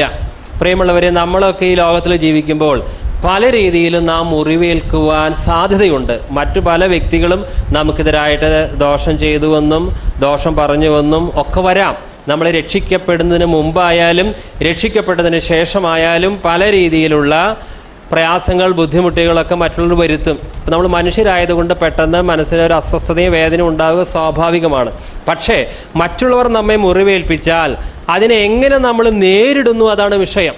മറ്റുള്ളവർ ദ്രോഹം ചെയ്താൽ പലരും ആ ദ്രോഹത്തെ ക്ഷമിക്കാതെ ഉള്ളിൽ തന്നെ കൊണ്ടു നടക്കുമ്പോൾ അത് വലിയ ആപത്തായിട്ട് മാറുന്നു. അവർക്ക് ശാരീരികവും മാനസികമായ രോഗം തന്നെ വരാം. ദൈവം അവരുടെ പാപങ്ങൾ ക്ഷമിക്കുന്നില്ല. എന്നാൽ മറ്റുള്ളവർ ചെയ്യുന്ന ദ്രോഹത്തെ നാം എങ്ങനെയാണ് അതിനെ സമീപിക്കുക? മുറിവേൽക്കും, തീർച്ചയായിട്ടും മുറിവേറ്റാൽ പിന്നെ അതിനെ ദൈവവചനപ്രകാരമാണ് നമ്മൾ കൈകാര്യം ചെയ്യേണ്ടത്. നോക്കുക, സാധാരണ രീതിയിൽ ഒരു മനുഷ്യനും ശത്രുവിനെ സ്നേഹിക്കാനുള്ള ത്രാണിയില്ല. ശത്രുവിനെ വെറുക്കാൻ മാത്രമേ സാധാരണ എല്ലാ മനുഷ്യർക്കും പ്രേരണയുള്ളത്. എല്ലാ മനുഷ്യർക്കും അതാണ്. അപ്പോൾ പിന്നെ എങ്ങനെയാണ് ഈ ശത്രുവിനെ സ്നേഹിക്കുക? നമ്മുടെ കടക്കാരോട് നമ്മൾ എങ്ങനെയാണ് ഇളച്ചു കൊടുക്കുക? ഇതിൻ്റെ ഉത്തരം ഇതാണ്. ദൈവം നമുക്ക് ഒരു പുതിയ ഹൃദയം അങ്ങ് തരികയാണ്. നമ്മുടെ മാനുഷികമായ ഹൃദയം എപ്പോഴും ശത്രുവിനെ കാണുന്നത് നമുക്ക് ഇഷ്ടമല്ല. അവൻ ചെയ്ത കാര്യങ്ങൾ 10 വർഷം കഴിഞ്ഞാലും 15 വർഷം കഴിഞ്ഞാലും ഓർത്തുകൊണ്ടിരിക്കുക, അത് മനുഷ്യൻ്റെ മനസ്സിൻ്റെ പ്രത്യേകതയാണ്. എന്നാൽ ദൈവം ഇവിടെ ഒരു വലിയൊരു കാര്യമാണ് ചെയ്യുന്നത്. നമുക്കൊരു പുതിയ ഹൃദയമാണ് തരുന്നത്. എസെക്കിയേൽ പ്രവചന പുസ്തകം 36:26 ഒന്ന് വായിക്കാം. എസെക്കിയേൽ 36:26 വായിക്കുന്നു. ഞാൻ നിങ്ങൾക്ക് പുതിയൊരു ഹൃദയം തരും, പുതിയൊരു ആത്മാവിനെ ഞാൻ നിങ്ങളുടെ ഉള്ളിലാക്കും. കല്ലായുള്ള ഹൃദയം ഞാൻ നിങ്ങളുടെ ജഡത്തിൽ നിന്ന് നീക്കി മാംസമായുള്ള ഹൃദയം നിങ്ങൾക്ക് തരും. അപ്പോൾ ഞാൻ തന്നെ നിങ്ങൾക്കൊരു പുതിയ ആത്മാവിനെ തരുന്നു. കല്ലായുള്ള നിങ്ങളുടെ ഹൃദയം, ക്ഷമിക്കാൻ പറ്റാത്ത ഹൃദയം, വിട്ടുകൊടുക്കാൻ പറ്റാത്ത ഹൃദയം, 10 വർഷം കഴിഞ്ഞിട്ടും 16 വർഷം കഴിഞ്ഞിട്ടും 26 വർഷം കഴിഞ്ഞിട്ടും ആ ഓർമ്മ ഹൃദയത്തിൽ നിന്ന് മായ്ക്കാതെ കൊണ്ടു നടക്കുന്ന കഠിനമായ ഹൃദയം, ആ ഹൃദയത്തെ മാറ്റി മാംസമായുള്ള ഹൃദയം ദൈവം തരുന്നു. ഒരു കാര്യം ഓർക്കുക, പിശാച് എപ്പോഴും ആഗ്രഹിക്കുന്നത് നമ്മളെ ദ്രോഹിക്കുന്ന ഒരു വ്യക്തിയോടും നമ്മൾ ക്ഷമിക്കരുത് എന്നാണ്. ദൈവം ആഗ്രഹിക്കുന്നത് ഒരു വ്യക്തിയോട് പോലും വെറുപ്പോ നീരസമോ നാം ഹൃദയത്തിൽ കൊണ്ടു നടക്കരുതെന്ന് ദൈവം ആഗ്രഹിക്കുമ്പോൾ മനുഷ്യരോട് ക്ഷമിക്കരുത്, ഈ വൈരാഗ്യവും വിദ്വേഷവും നീ കൊണ്ടു നടക്കുക, അതിനുള്ള കുറേ ന്യായീകരണങ്ങളും പിശാച് നിരത്തി തരും. ഇപ്പം നേരത്തെ പറഞ്ഞല്ലോ, ഒരു പുതിയ ഹൃദയം നമുക്ക് തരുമെന്ന്. ഇത് ആരുടെ ഹൃദയമാണ് ഈ പുതിയ ഹൃദയം? കൊരിന്ത്യ ലേഖനത്തിൽ വായിക്കുക. ഇത് ആരുടെ ഹൃദയമാണെന്ന് അവിടെ എഴുതിയിട്ടുണ്ട്. 1 കൊരിന്ത്യർ 2:16 കർത്താവിൻ്റെ മനസ്സറിഞ്ഞ് അവനെ ഗ്രഹിപ്പിക്കാവുന്നവൻ ആർ? നാമോ ക്രിസ്തുവിൻ്റെ മനസ്സുള്ളവരാകുന്നു. നാമോ ക്രിസ്തുവിൻ്റെ മനസ്സ് ഉള്ളവർ. പ്രിയമുള്ളവരെ, ക്രിസ്തുവിൻ്റെ മനസ്സുള്ളവർ. ക്രിസ്തുവിൻ്റെ മനസ്സ് എങ്ങനത്തെ മനസ്സാണ്?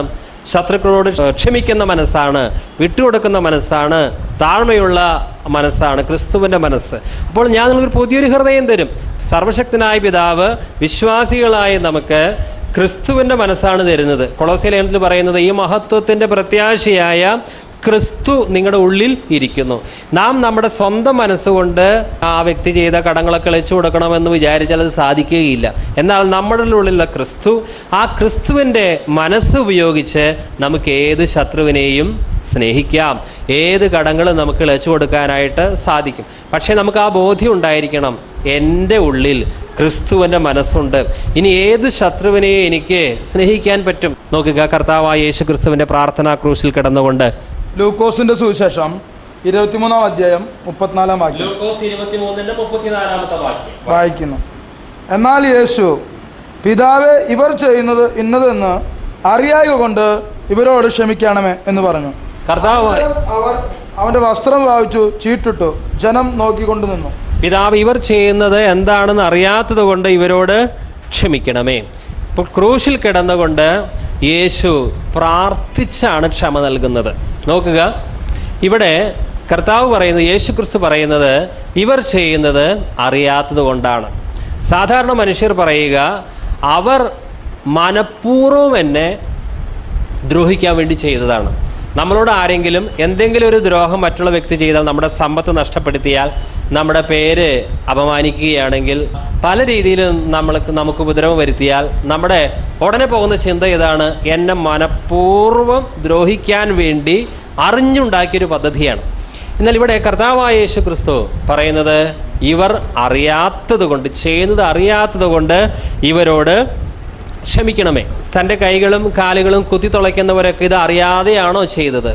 യാദൃശ്ചികമായിട്ട് സംഭവിച്ചതല്ല, എല്ലാം മുൻകൂട്ടി പ്ലാൻ ചെയ്തിട്ടാണ് കർത്താവിൻ്റെ കൈയും കാലും ഒക്കെ തുളയ്ക്കുന്നത്. എല്ലാം മുൻകൂട്ടി പ്ലാൻ ചെയ്തിട്ടാണ്. പക്ഷേ കർത്താവ് പറയുന്നത്, പിതാവേ, ഇവർ ചെയ്യുന്നത് അറിയാത്തത് കൊണ്ടാണ്. അപ്പോൾ കർത്താവിന് മറ്റുള്ള മനുഷ്യരെ കുറ്റം വിധിക്കുന്ന ഒരു ഹൃദയമല്ല ഉള്ളത്. നോക്കുക, നമ്മുടെ വീട്ടിൽ 2 വയസ്സുള്ളൊരു കുട്ടി വളരെ വിലപിടിപ്പുള്ള ഒരു ഉപകരണം താഴെയിട്ട് പൊട്ടിച്ചു നഷ്ടം വരുത്തി എന്ന് കരുതുക. നമുക്ക് ആ കുഞ്ഞിനോട് വല്ല വൈരാഗ്യവും വിദ്വേഷവും തോന്നുമോ? കാരണം നമുക്കറിയാം ആ കുഞ്ഞത് ചെയ്തത് കുഞ്ഞിന് അറിവില്ലാത്തത് കൊണ്ടാണ്. കുഞ്ഞ് വലിയൊരു നഷ്ടമാണ് വരുത്തിയതെങ്കിലും ആ കുഞ്ഞിനോട് എളുപ്പം നമുക്ക് ക്ഷമിക്കാൻ സാധിക്കുന്നു. എന്താ കാരണം? അറിയാതെയാണല്ലോ അത് ചെയ്തത്. അത് സ്നേഹമാണ്, അല്ലേ? ഇതുപോലെ തന്നെ കർത്താവായ യേശു ക്രിസ്തു മനുഷ്യവർഗത്തെ സ്നേഹിച്ചിരുന്നു. അപ്പോൾ പിശാച് പറയും, നിന്നോട് അവൻ ചെയ്തതൊക്കെ, അവൾ ചെയ്തതൊക്കെ മനഃപൂർവ്വമാണ്. കാരണം അങ്ങനെ ഒരു ചിന്ത നമ്മുടെ ഉള്ളിൽ വരികയാണെങ്കിൽ പിന്നെ നമുക്ക് ക്ഷമിക്കാൻ ഭയങ്കര പാടാണ്. 2 വയസ്സുള്ള കുട്ടിക്ക് എളുപ്പം നമുക്ക് വാപ്പ് കൊടുക്കാനായിട്ട് സാധിക്കും, കാരണം അറിയില്ലല്ലോ. പക്ഷേ ഒരു 10, 40, 50 വയസ്സുള്ള ഒരു വ്യക്തിക്ക് മാപ്പ് കൊടുക്കാൻ നമുക്ക് ബുദ്ധിമുട്ടാണ്. കാരണം ബോധമുണ്ടല്ലോ, അറിവുണ്ടല്ലോ. ഓക്കെ, ഇപ്പോൾ യേശു ക്രിസ്തുവിനെയും ക്രൂശിൽ തറച്ചത് 2 വയസ്സുള്ള കുട്ടിയല്ല, നമുക്കറിയാം, അറിവും ബോധമൊക്കെ ഉള്ളവരാണ്. പക്ഷേ നമ്മളെ ദ്രോഹിച്ചവർ നിരപരാധികളാണ്. നമ്മളെ ഒരുപക്ഷെ അവർ മനഃപൂർവ്വമായിട്ട് ചെയ്തവരാണെങ്കിൽ തന്നെയും അവരോട് അവർ നിരപരാധികളാണ് എന്ന രീതിയിൽ അവരെ സമീപിക്കുവാൻ നമുക്ക് സ്വർഗത്തിൽ നിന്നൊരു കാഴ്ചപ്പാട് ആവശ്യമാണ്. മാനുഷികമായിട്ട് അവൻ എന്നെ മനഃപൂർവ്വമാണ് ചെയ്തത് എന്നുള്ളൊരു ചിന്ത വയ്ക്കാനായിട്ട് യാതൊരു പരിശുദ്ധാത്മ സഹായം ആവശ്യമില്ല. എന്നാൽ എന്നെ ദ്രോഹിച്ചവർ നിരപരാധികളാണ് എന്ന രീതിയിൽ അവരെക്കുറിച്ച്, നമ്മളെ ശത്രുക്കളെക്കുറിച്ച് ചിന്തിക്കണമെങ്കിൽ ദൈവിക കാഴ്ചപ്പാട് ആവശ്യമാണ്, പരിശുദ്ധാത്മാവിന്റെ ജ്ഞാനം ആവശ്യമാണ്. ഇവിടെ കർത്താവ് ക്രൂശിൽ കിടന്ന് പറയുന്നത്, പിതാവേ, ഇവർ ചെയ്യുന്നത് അറിയാത്തത് കൊണ്ട് ഇവരോട് ക്ഷമിക്കണമേ. അപ്പോൾ ആദ്യം തന്നെ എന്നെ ദ്രോഹിച്ചവരൊക്കെ നിരപരാധികളാണെന്നുള്ളൊരു ചിന്ത. പലപ്പോഴും മനുഷ്യൻ മറ്റുള്ളവനെ ദ്രോഹിക്കുന്നത് പിശാചാണ് അതിൻ്റെ പിന്നിൽ പ്രവർത്തിക്കുന്നത്. യഥാർത്ഥ ശത്രു പലപ്പോഴും രക്ഷപ്പെടുകയാണ്. ഇപ്പോൾ 2 പേര് തമ്മിൽ വഴക്ക് കൂടുന്നു, പക്ഷേ പലപ്പോഴും അതിൻ്റെ പിന്നിൽ ആസൂത്രണം ചെയ്യുന്നത് പിശാചായിരിക്കും. പക്ഷേ അവൻ ഈ കാര്യങ്ങളൊക്കെ, വൈരാഗ്യത്തിൻ്റെ എല്ലാ കാര്യങ്ങളും അവൻ ക്രമീകരിച്ചു വെച്ച് അവൻ രക്ഷപ്പെടുകയാണ് ചെയ്യും, ഇവർ വഴക്കടിക്കുകയും ചെയ്യും. എന്നാൽ കർത്താവായ യേശു ക്രിസ്തു യഥാർത്ഥ ശത്രു ആരാണെന്ന് മനസ്സിലാക്കി, ഇവർ നിരപരാധികളാണ്. അപ്രകാരം ഒരു കാഴ്ചപ്പാട് നമുക്കുണ്ടാകട്ടെ. അടുത്ത വാക്യം നമുക്ക് ശ്രദ്ധിക്കാം. യെശയ്യാവ് 55-ന്റെ 8ഉം 9ഉം വാക്യങ്ങൾ. എൻ്റെ വിചാരങ്ങൾ നിങ്ങളുടെ വിചാരങ്ങളല്ല, നിങ്ങളുടെ വഴികൾ എൻ്റെ വഴികളുമല്ല എന്ന് യഹോവ അരുളിച്ചെയ്യുന്നു. ആകാശം ഭൂമിക്ക് മീതെ ഉയർന്നിരിക്കുന്നത് പോലെ എൻ്റെ വഴികൾ നിങ്ങളുടെ വഴികളിലും എൻ്റെ വിചാരങ്ങൾ നിങ്ങളുടെ വിചാരങ്ങളിലും ഉയർന്നിരിക്കുന്നു. മറ്റുള്ളവരൊക്കെ എന്നെക്കുറിച്ച് ദോഷമായിട്ടാണ് ചിന്തിക്കുന്നത്. അയൽപ്പക്കാർ എന്നെക്കുറിച്ച് ദോഷമായിട്ടാണ് ചിന്തിക്കുന്നത്. അവർക്കൊക്കെ എന്നെക്കുറിച്ച് ദുരുദ്ദേശങ്ങളാണ്. ചിലരുണ്ട്, അയൽപ്പക്കാരെന്താ പറയുന്നത്? എന്തെങ്കിലും എന്നെ കൊടുക്കാനുള്ളതായിരിക്കുമോ? അവരെന്താ കാര്യങ്ങൾ ക്രമീകരിക്കുന്നത്? എന്നെ നശിപ്പിക്കാനായിരിക്കുമോ? പലപ്പോഴും മറ്റുള്ളവരുടെ ആ ദുരുദ്ദേശങ്ങളെ നമ്മുടെ ഹൃദയത്തിൽ കൊണ്ടു നടക്കാറുണ്ട്. ഇതങ്ങനെയാണ്. അവരൊക്കെ ഞങ്ങൾക്ക് ഗുണം ചെയ്യാൻ വേണ്ടിയൊന്നും നടക്കുന്ന പാർട്ടികളല്ല എന്നുള്ളൊരു ധാരണ. എന്നാൽ മറ്റുള്ളവരുടെ മനസ്സിലുള്ള ദുരുദ്ദേശങ്ങളെയല്ല നാം ഹൃദയത്തിൽ കൊണ്ടു നടക്കേണ്ടത്. പിന്നെയോ എൻ്റെ ജീവിതത്തെക്കുറിച്ചുള്ള ദൈവത്തിൻ്റെ പദ്ധതിയാണ് നമ്മൾ ഹൃദയത്തിൽ കൊണ്ടു കിടക്കേണ്ടത്. ഇവിടെ പറയുന്നത്, വചനത്തിൽ പറയുന്നത്, എൻ്റെ വിചാരങ്ങളല്ല നിങ്ങളുടെ വിചാരങ്ങൾ. അപ്പം നമ്മുടെ വിചാരം മാറി, അവൻ എന്നെക്കുറിച്ച് അങ്ങനെ ചെയ്തു, അവൻ ആകെ മോശമാണ് എന്നുള്ള ചിന്തകളൊക്കെ പോകണം. മറിച്ച് ദൈവത്തിൻ്റെ വിചാരങ്ങൾ, ദൈവത്തിൻ്റെ ചിന്തകൾ നമ്മുടെ ഉള്ളിലാകണം.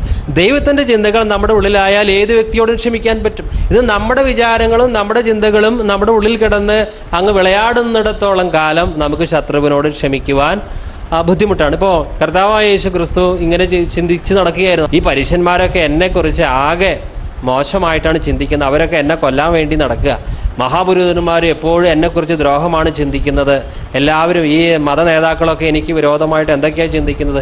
അങ്ങനെ ആ മഹാപുരോഹിതൻ്റെയും പരീശന്മാരുടെയും ക്രിസ്തുവിനെക്കുറിച്ചുള്ള ദുരുദ്ദേശങ്ങൾ എപ്പോഴും മനസ്സിൽ നിറച്ച് ക്രിസ്തു നടക്കുകയായിരുന്നു? ഒരിക്കലുമല്ല.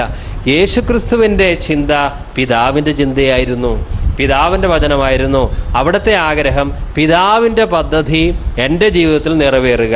അപ്പോൾ നാം ശത്രുക്കൾ നമ്മളെക്കുറിച്ച് എന്താണ് ചിന്തിക്കുക, അയൽപ്പക്കക്കാർ ഞങ്ങളെക്കുറിച്ച് എന്താണ് ഇപ്പോൾ പദ്ധതി ഇട്ടിരിക്കുന്നത്, ഇങ്ങനെയുള്ള കാര്യങ്ങളെക്കുറിച്ച് അത് ചിന്തിച്ച് നടക്കരുത്. മറിച്ച് ദൈവത്തിൻ്റെ വിചാരങ്ങൾ നമ്മുടെ ഹൃദയങ്ങളിലേക്ക് വരട്ടെ. കാരണം മറ്റു മനുഷ്യൻ്റെ ദുരുദ്ദേശങ്ങളൊക്കെ നമ്മുടെ ഹൃദയത്തിൽ നിന്ന് പൂർണ്ണമായിട്ട് അപ്രത്യക്ഷമാകും. ഇപ്പോൾ സാധാരണയായിട്ട് നമുക്ക് മറ്റുള്ളവരെ പൂർണ്ണമായിട്ട് സ്നേഹിക്കാൻ പറ്റാത്ത ഒരു കാരണം, തന്നെയല്ല മറ്റുള്ളവർ നമ്മോട് നന്നായിട്ട് അടുത്ത് വരാത്തതിന് കാരണം നാം പലപ്പോഴും കുറ്റം വിധിക്കുന്നവരാണ്. യേശുക്രിസ്തുവിൻ്റെ അരികിലേക്ക് പല പാപികളും വന്നു, അല്ലേ? പാപിനിയായ സ്ത്രീ വന്നു, അതുപോലെ തന്നെ ചുങ്കക്കാരനായ സക്കായി, ഇങ്ങനെ പലവരും വന്ന് തങ്ങളുടെ ഹൃദയം മുഴുവൻ ക്രിസ്തുവിലേക്ക് തുറക്കുകയാണ്. കൊടിയ പാപികളാണ് ഈ വരുന്നത്. ഈ കൊടിയ പാപി, വലിയ പാപികൾ വന്നിട്ട് അവരുടെ ഹൃദയം ക്രിസ്തുവിൻ്റെ മുമ്പാകെ തുറക്കുകയാണ്. എന്താ കാരണം? ക്രിസ്തു പാപികളെ കുറ്റം വിധിക്കുന്നവനായിരുന്നില്ല. തീർച്ചയായിട്ടും പരീശന്മാരെയും ശാസ്ത്രികളെ അവിടുന്ന് കടുത്ത ഭാഷയിൽ വിമർശിച്ചിട്ടുണ്ട്. എന്നാൽ പാപത്തിൽ ജീവിക്കുന്നവർ, നിരാശ ഉള്ളവർ, ദൈവത്തിൽ നിന്ന് അകന്നുപോയവർ, അവരെ കർത്താവ് കുറ്റം വിധിച്ചില്ല. ഇപ്പോൾ ഇതാ പാപിനിയായ സ്ത്രീ, അവൾ കർത്താവിൻ്റെ അരികിലേക്ക് വന്നു. മറ്റുള്ളവരാണ് അവളെ കൊണ്ടുവന്നതെങ്കിലും അവൾക്ക് ജീവൻ തിരികെ കിട്ടി, കല്ലെറിഞ്ഞ് കൊല്ലപ്പെടേണ്ട അവസ്ഥ വന്നില്ല. ലോകത്തിൽ ഏതെങ്കിലും ഒരു മതനേതാവിൻ്റെ അരികിലേക്ക് ഈ തങ്ങളുടെ ഹൃദയം തുറന്ന് കാര്യങ്ങളൊന്ന് പറയുവാൻ യേശുവിൻ്റെ അരികിലേക്ക് ചെന്നതുപോലെ വേറെ ആരുടെ അരികിലേക്കും പാപികൾ ചെന്നിട്ടില്ല. എന്താ കാരണം? മറ്റുള്ളവരൊക്കെ പാപികളെ കുറ്റം വിധിക്കുന്നവരാണ്. ഇനി നമ്മുടെ ജീവിതത്തിലേക്ക് നോക്കാം. പലപ്പോഴും പ്രയാസമോ ബുദ്ധിമുട്ടോ അനുഭവിക്കുന്ന പലരും, ഇനി പാപത്തിൽ ജീവിക്കുന്നവർ തന്നെ നമ്മുടെ അരികിലേക്ക് വന്ന് അവരുടെ ഹൃദയം നമ്മോട് തുറക്കാറില്ല. എന്താ കാരണം? അവർക്കറിയാം നമ്മൾ അവരെ കുറ്റം വിധിക്കുന്നവരാണ്. പലപ്പോഴും ഭാര്യ ഭർത്താവിനോട് തൻ്റെ സങ്കടങ്ങളോ വേദനകളോ പറയാറില്ല. എന്താ കാരണം? ആ സഹോദരിക്ക് അറിയാം, ഈ മനുഷ്യനോട് പറഞ്ഞിട്ട് കാര്യമൊന്നുമില്ല, എന്നെ എപ്പോഴും കുറ്റം പറയുന്ന ഇദ്ദേഹത്തോട് എൻ്റെ സങ്കടങ്ങൾ പറഞ്ഞിട്ട് എന്താ കാര്യം? പലപ്പോഴും മക്കൾ അപ്പനോടോ അമ്മയോടോ ഒന്നും അവരുടെ ഹൃദയത്തിൽ നൊമ്പരങ്ങളോ വേദനകളോ ഷെയർ ചെയ്യാറില്ല. കാരണം എപ്പോഴും എൻ്റെ കുറ്റം കണ്ടുപിടിച്ച് ഈ ഡാഡിയോടും മമ്മിയോടും എൻ്റെ കാര്യങ്ങൾ പറഞ്ഞിട്ട് എന്താ കാര്യം? എന്നാൽ ക്രിസ്തുവിൻ്റെ അരികിലേക്ക് ഏത് പാപിക്കും വരാമായിരുന്നു. മനസ്സിലായോ? കാരണം ക്രിസ്തു അവരെ കുറ്റം വിധിക്കുന്ന ഒരു കണ്ണോടുകൂടിയല്ല കണ്ടത്, സ്നേഹത്തിൻ്റെ കണ്ണോടുകൂടിയാണ് കണ്ടത്. പ്രിയമുള്ളവരെ, അങ്ങനെ ഒരു ഹൃദയമാണ് നമുക്ക് ലഭിക്കേണ്ടത്. അപ്പോൾ നമ്മളെ ദ്രോഹിക്കുന്ന വ്യക്തികളോടും ഒരു പരിഭവവും നമുക്കില്ല. ഇവർ ചെയ്യുന്നത് അറിയാത്തത് കൊണ്ടല്ലേ എന്നുള്ള മനോഭാവം നമുക്ക് കിട്ടും. അടുത്ത വാക്യം ശ്രദ്ധിക്കാം. അപ്പോസ്തല പ്രവൃത്തികൾ 7-ാം അധ്യായം 56-ാം വാക്യം. ഇതാ സ്വർഗം തുറന്നിരിക്കുന്നതും മനുഷ്യപുത്രൻ ദൈവത്തിന്റെ വലത്തുഭാഗത്ത് നിൽക്കുന്നതും ഞാൻ കാണുന്നു എന്ന് പറഞ്ഞു. ഇവിടെ സ്തേഫാനോസിന്റെ മരണമാണ് രംഗം. അപ്പോസ്തല പ്രവൃത്തികൾ 7-ാം അധ്യായം 60-ാം വാക്യം വായിക്കുന്നു. അവനോ മുട്ടുകുത്തി, കർത്താവേ, അവർക്ക് ഈ പാപം നിർത്തരുത് എന്ന് ഉച്ചത്തിൽ നിലവിളിച്ചു. ഇത് പറഞ്ഞിട്ട് അവൻ നിദ്ര പ്രാപിച്ചു.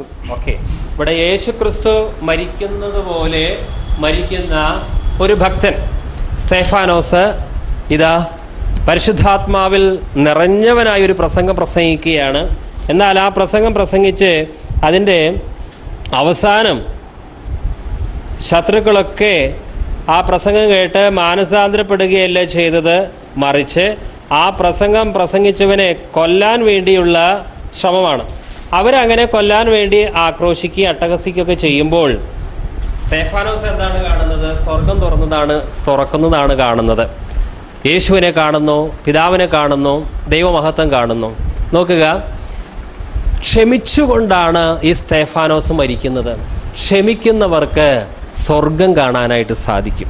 Praise the Lord. നേരത്തെ പറഞ്ഞു, ക്ഷമിച്ചാൽ നമ്മുടെ പ്രാർത്ഥന കേൾക്കും, ക്ഷമിച്ചാൽ നമ്മുടെ ആരാധന വഴിപാട് ദൈവം സ്വീകരിക്കും, ക്ഷമിച്ചാൽ നമ്മുടെ തെറ്റുകളും ദൈവം, നാം മറ്റുള്ളവർക്ക് മാപ്പ് കൊടുത്താൽ നമ്മുടെ തെറ്റുകളും ദൈവം ക്ഷമിക്കും. ഇനി ക്ഷമിച്ചു മരിച്ചാലോ സ്വർഗം കാണാൻ സാധിക്കും. ഹല്ലേലൂയ. സ്തേഫാനോസ് ഒരിക്കലും അവരൊക്കെ എൻ്റെ നേരെ പല്ല് കടിക്കുന്നു, അയ്യോ എനിക്ക് പേടിയാവുന്നു എന്നല്ല പറയുന്നത്. അവൻ കാണുന്നത് സ്വർഗമാണ്. അവിടെ ഇതാ ദൈവപുത്രനെയാണ് കാണുന്നത്. അപ്പോൾ പിന്നെ അവൻ്റെ മുഖം ദൈവദൂതൻ്റെ മുഖം പോലെ തേജസ്സോടെ തിളങ്ങുകയാണ്. അതുകൊണ്ട് ക്ഷമ കൊടുക്കുക തന്നെ വേണം സ്വർഗവുമായി ബന്ധം നമുക്ക് ലഭിക്കുവാൻ. ഇനി ക്ഷമ കൊടുക്കുന്നതിൻ്റെ ആവശ്യത്തെക്കുറിച്ച് വ്യക്തമായും ശക്തമായും നമ്മളെ പഠിപ്പിക്കുവാൻ കർത്താവ് ഒരു ഉപമ പറഞ്ഞു. ആ ഭാഗമാണ് വായിക്കുന്നത്. മത്തായിയുടെ സുവിശേഷം 18-ാം അധ്യായം 21 മുതൽ 35 വരെയുള്ള വാക്യങ്ങൾ. അതായത് മത്തായി 18-ന്റെ 21 മുതൽ 35 വരെയുള്ള വാക്യങ്ങൾ. അപ്പോൾ പത്രോസ് അവൻ്റെ അടുക്കൽ വന്നു. കർത്താവേ, സഹോദരൻ എത്ര വട്ടം എന്നോട് പിഴച്ചാൽ ഞാൻ ക്ഷമിക്കണം? 7 വട്ടം മതിയോ എന്ന് ചോദിച്ചു. യേശു അവനോട്, 7 വട്ടമല്ല 70 വട്ടം എന്ന് ഞാൻ നിന്നോട് പറയുന്നു എന്ന് പറഞ്ഞു. സ്വർഗരാജ്യം തൻ്റെ ദാസന്മാരുമായി കണക്ക് തീർക്കുവാൻ ഭാവിക്കുന്ന ഒരു രാജാവിനോട് സദൃശം. അവൻ കണക്ക് നോക്കി തുടങ്ങിയപ്പോൾ 10,000 താലന്ത് കടംപെട്ട ഒരുത്തനെ അവൻ്റെ അടുക്കൽ കൊണ്ടുവന്നു. അവന് വീട്ടുവാൻ വകയില്ലായകയാൽ അവൻ്റെ യജമാനൻ അവനെയും ഭാര്യയെയും മക്കളെയും അവനുള്ളതൊക്കെയും വിറ്റ് കടം തീർക്കുവാൻ കൽപ്പിച്ചു. അതുകൊണ്ട് ആ ദാസൻ വീണ് അവനെ നമസ്കരിച്ചു. യജമാനനെ, എന്നോട് ക്ഷമ തോന്നണമേ, ഞാൻ സകലവും തന്നു തീർക്കാം എന്ന് പറഞ്ഞു. അപ്പോൾ ആ ദാസൻ്റെ യജമാനൻ മനസ്സലിഞ്ഞ് അവനെ വിട്ടയച്ചു, കടവും ഇളച്ചു കൊടുത്തു. ആ ദാസൻ പോകുമ്പോൾ തനിക്ക് 100 വെള്ളിക്കാശ് കടപ്പെട്ടിരിക്കുന്ന ഒരു കൂട്ടുദാസനെ കണ്ട് തൊണ്ടയ്ക്ക് പിടിച്ച് ഞെക്കി, നിന്റെ കടം തീർക്കുക എന്ന് പറഞ്ഞു. അവൻ്റെ കൂട്ടുദാസൻ, എന്നോട് ക്ഷമ തോന്നണമേ, ഞാൻ തന്നു തീർക്കാം എന്ന് അവനോട് അപേക്ഷിച്ചു. എന്നാൽ അവൻ മനസ്സില്ലാതെ ഉടനെ ചെന്ന് കടം വീട്ടുവോളം അവനെ തടവിൽ ആക്കി വെച്ചു. ഈ സംഭവിച്ചത് അവൻ്റെ കൂട്ടുദാസന്മാർ കണ്ടിട്ട് വളരെ ദുഃഖിച്ചു. ചെന്ന് സംഭവിച്ചതൊക്കെയും യജമാനനെ ബോധിപ്പിച്ചു. യജമാനൻ അവനെ വിളിച്ച്, ദുഷ്ടദാസനെ, നീ എന്നോട് അപേക്ഷിക്കയാൽ ഞാൻ ആ കടമൊക്കെയും ഇളച്ചു തന്നുവല്ലോ. എനിക്ക് നിന്നോട് കരുണ തോന്നിയതുപോലെ നിനക്കും കൂട്ടുദാസനോട് കരുണ തോന്നേണ്ടതല്ലയോ എന്ന് പറഞ്ഞു. അങ്ങനെ യജമാനൻ കോപിച്ചു. അവൻ കടമൊക്കെയും തീർക്കുവോളം അവനെ ദണ്ഡിപ്പിക്കുന്നവരുടെ കയ്യിൽ ഏൽപ്പിച്ചു. നിങ്ങൾ ഓരോരുത്തൻ സഹോദരനോട് ഹൃദയപൂർവ്വം ക്ഷമിക്കാഞ്ഞാൽ സ്വർഗസ്ഥനായ എൻ്റെ പിതാവ് നിങ്ങളോടും അങ്ങനെ ചെയ്യും. നോക്കുക, ഇവിടെ കർത്താവ് പറയണം, നിങ്ങൾ സഹോദരനോട് ഹൃദയപൂർവ്വം ക്ഷമിക്കുന്നില്ല എങ്കിൽ അങ്ങനെ തന്നെ ചെയ്യും. ഈ ഉപമ നമുക്ക് വളരെ പ്രസിദ്ധമാണ്. ഓക്കെ, അതിൽ നിന്ന് ഒരു വാക്യം വായിക്കാം. നിങ്ങൾ ഓരോരുത്തൻ സഹോദരനോട് ഹൃദയപൂർവ്വം ക്ഷമിക്കാഞ്ഞാൽ സ്വർഗസ്വനായ എൻ്റെ പിതാവ് അങ്ങനെ തന്നെ നിങ്ങളോടും ചെയ്യും. 18-ാം അധ്യായം 34-ാം വാക്യം വായിക്കുന്നു. അങ്ങനെ യജമാനൻ കോപിച്ചു, അവൻ കടമൊക്കെയും തീർക്കുവോളം അവനെ ദണ്ഡിപ്പിക്കുന്നവരുടെ കയ്യിൽ ഏൽപ്പിച്ചു. അവൻ കടമൊക്കെയും തീർക്കുവോളം അവനെ ദണ്ഡിപ്പിക്കുന്നവരുടെ കയ്യിൽ ഏൽപ്പിച്ചു. ഇവന് 10,000 താലന്ത് ഇളച്ചു കിട്ടിയ മനുഷ്യനാണ്. എന്നാൽ അവന് 100 വെള്ളിക്കാശ് കടപ്പെട്ട ഒരു ദാസനോട് അവൻ കരുണ കാണിച്ചില്ല, വിട്ടുകൊടുത്തില്ല. തൽഫലമായി ദണ്ഡിപ്പിക്കുന്നവരുടെ കയ്യിൽ ആ ദുഷ്ടദാസനെ യജമാനൻ ഏൽപ്പിക്കുകയാണ്. ദണ്ഡിപ്പിക്കുന്നവരുടെ കയ്യിൽ യജമാനൻ ഏൽപ്പിക്കുക എന്ന് പറയുമ്പോൾ 2 അർത്ഥത്തിൽ ചിന്തിക്കാം. ഒന്ന്, നാം മറ്റുള്ളവർക്ക് ക്ഷമ കൊടുത്തിട്ടില്ല എങ്കിൽ, കാരണം ദൈവം നമ്മുടെ എത്രയോ കടങ്ങളെ, എത്രയോ പാപങ്ങളെ, അനീതികളെ ക്ഷമിച്ചു തന്നതാണ്. 10,000 താലന്ത് ഇളച്ചു കിട്ടിയവരാണ് നാം. അങ്ങനെയുള്ള നാം മറ്റുള്ളവർ ചെയ്ത ഈ കൊച്ചു കൊച്ചു ദ്രോഹങ്ങൾ ക്ഷമിച്ചു കൊടുക്കുന്നില്ല എങ്കിൽ നമുക്ക് നിത്യതയിൽ ദണ്ഡനത്തിന് സാധ്യതയുണ്ട്. അവിടെ നമുക്ക് ദണ്ഡനം ഏൽക്കേണ്ടതായിട്ട് വരും. മറ്റൊന്ന്, ഈ ഭൂമിയിൽ തന്നെ നാം മറ്റുള്ളവർക്ക് എപ്പോൾ ക്ഷമ കൊടുക്കുന്നുവോ അതുവരെയും ദണ്ഡകന്മാരുടെ, പീഡിപ്പിക്കുന്നവരുടെ കയ്യിൽ ദൈവം നമ്മളെ ഏൽപ്പിച്ചു എന്ന് വരാം. നമ്മളെ ദണ്ഡിപ്പിക്കുവാൻ ആരുടെ കയ്യിലും ഏൽപ്പിച്ചു കൊടുക്കുവാൻ നമ്മുടെ ദൈവത്തിന് അധികാരമുണ്ട്. പല മാധ്യമങ്ങളിലൂടെ ദൈവം നമ്മളെ ദണ്ഡിപ്പിക്കും. എന്ന് വെച്ചാൽ എന്താണ്? നീ ആ സഹോദരനോട് പൂർണ്ണ ക്ഷമ എന്നു കൊടുക്കുന്നുവോ അന്നു വരെ ഞാൻ നിന്നെ ദണ്ഡിപ്പിക്കും. പലർക്കും ഈ കാര്യം അറിയില്ല. കാരണം അവർ പറയുന്നത് ദൈവം കരുണയുള്ളവനും ക്ഷമയുള്ളവനും ഒക്കെ ആണല്ലോ, എങ്ങനെയെങ്കിലൊക്കെ പോകാം. പലർക്കും പല രീതിയിലും വേദന, ശോധന, പല രീതിയിലുള്ള ബുദ്ധിമുട്ട് എല്ലാം ഇതിൻ്റെ അടിസ്ഥാനത്തിൽ അത് വിധിക്കുകയല്ലേ ചെയ്യുന്നത്. ആ ദണ്ഡിപ്പിക്കുന്നവരുടെ കയ്യിൽ ദൈവം തന്നെ ഏൽപ്പിച്ചു കൊടുക്കും. എന്നാൽ എത്രയും പെട്ടെന്ന് നാം മറ്റുള്ളവരുടെ കടങ്ങൾ ഇളച്ചു കൊടുക്കുന്നുവോ അത്രയും പെട്ടെന്ന് ദണ്ഡിപ്പിക്കുന്നവർ നമ്മളെ വിട്ടുപോവുകയും ചെയ്യും. അതുകൊണ്ട് ക്ഷമിച്ചേ പറ്റൂ.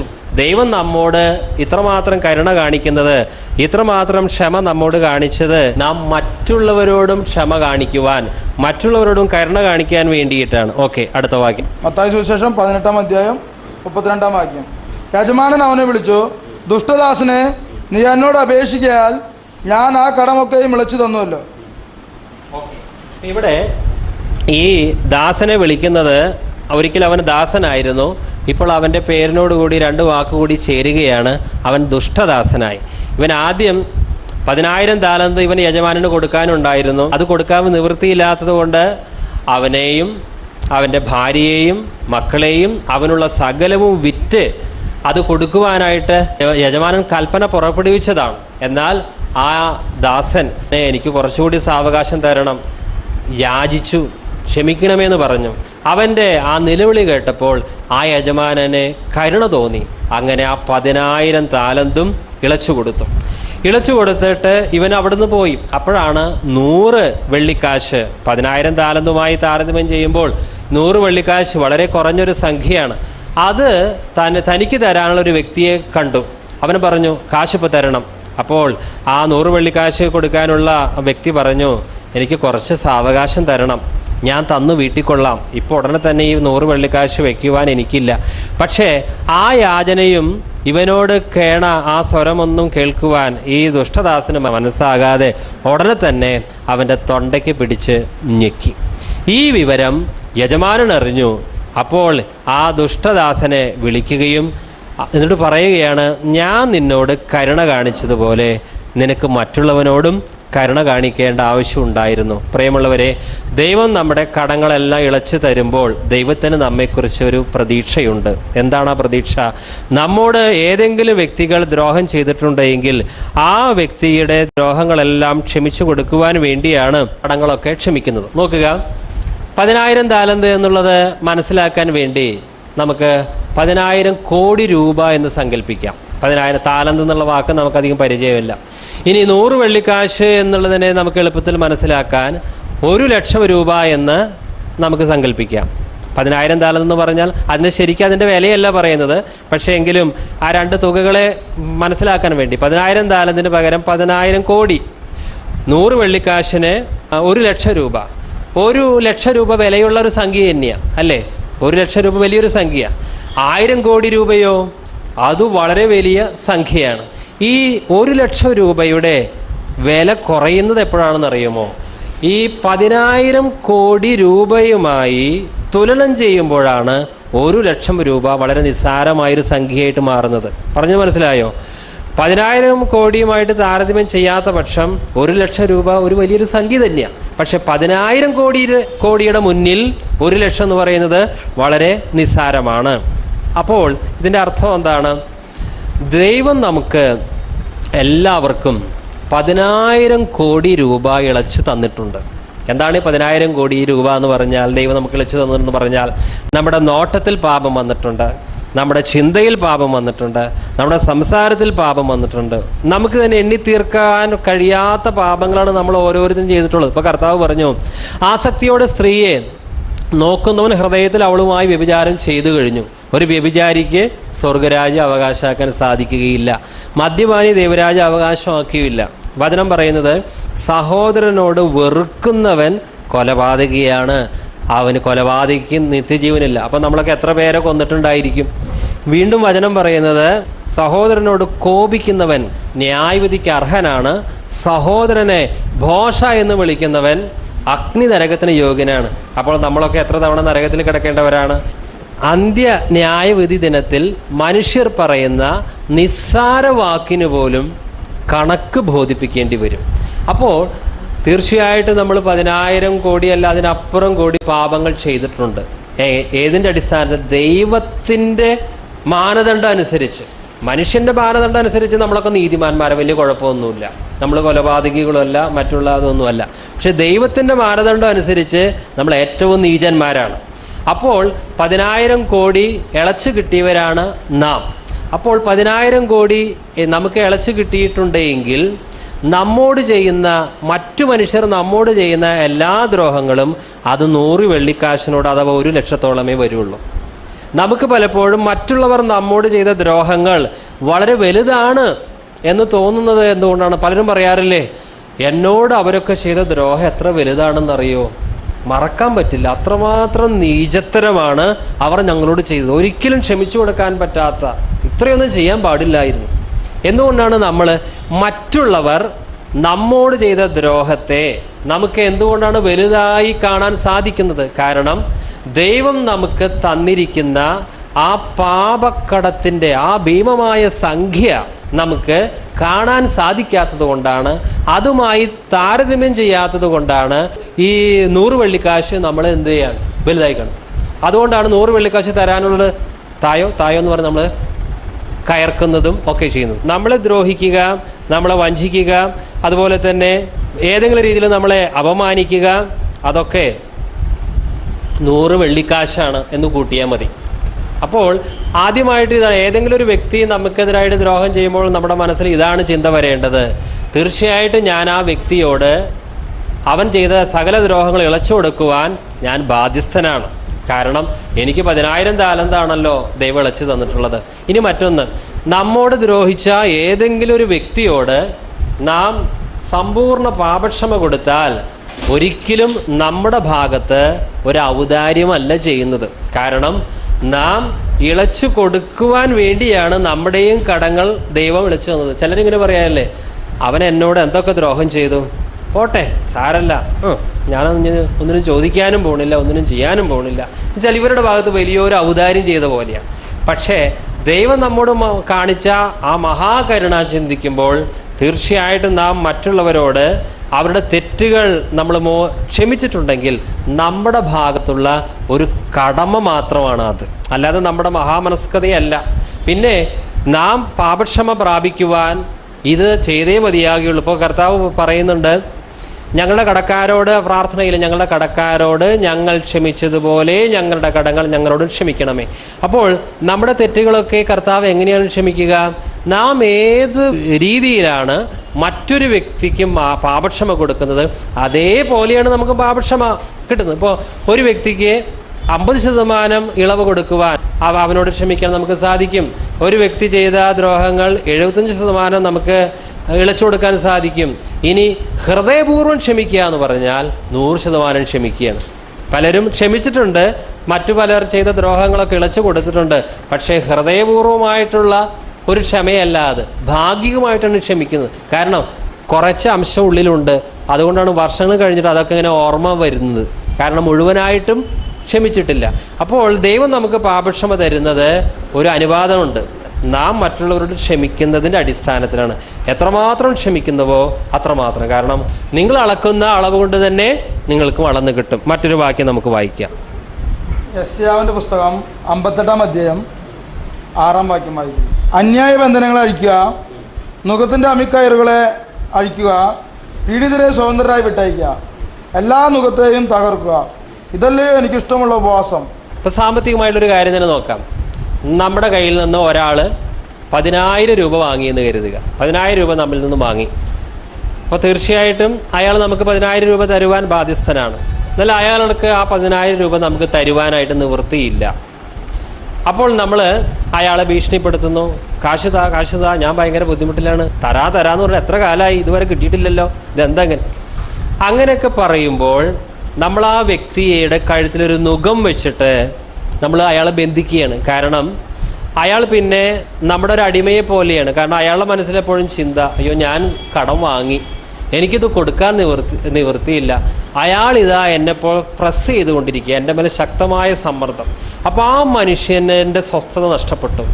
അപ്പോൾ നാം മറ്റൊരു മനുഷ്യൻ്റെ സ്വസ്ഥത നഷ്ടപ്പെടുത്തുന്നുവെങ്കിൽ നമുക്കെങ്ങനെ സ്വസ്ഥത ഉണ്ടാകും? അതുകൊണ്ട് ഇവിടെ ദൈവം പറയുന്നത് പീഡിതരെ സ്വതന്ത്രരായി വിട്ടയക്കുക, എല്ലാ നുകത്തെയും തകർക്കുക, ഇതല്ലയോ എനിക്ക് ഇഷ്ടമുള്ള ഉപവാസം. അപ്പോൾ അതുകൊണ്ട് പൂർണ്ണമായും ക്ഷമിക്കുക. സാമ്പത്തികമായ കാര്യത്തിലായാലും മറ്റു കാര്യത്തിലായാലും ഇളച്ചു കൊടുക്കുവാൻ നമ്മൾ തയ്യാറാകണം.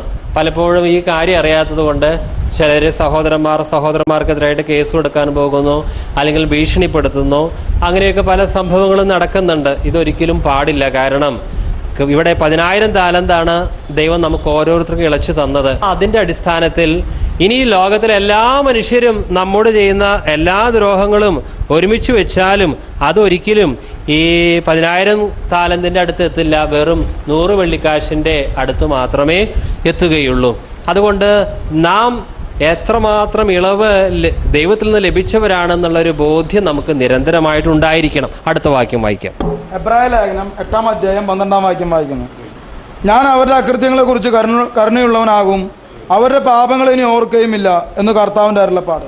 കർത്താവ് നമ്മുടെ പാപങ്ങളെ ക്ഷമിക്കുന്നത് അത് എന്നേക്കുമായിട്ടാണ്.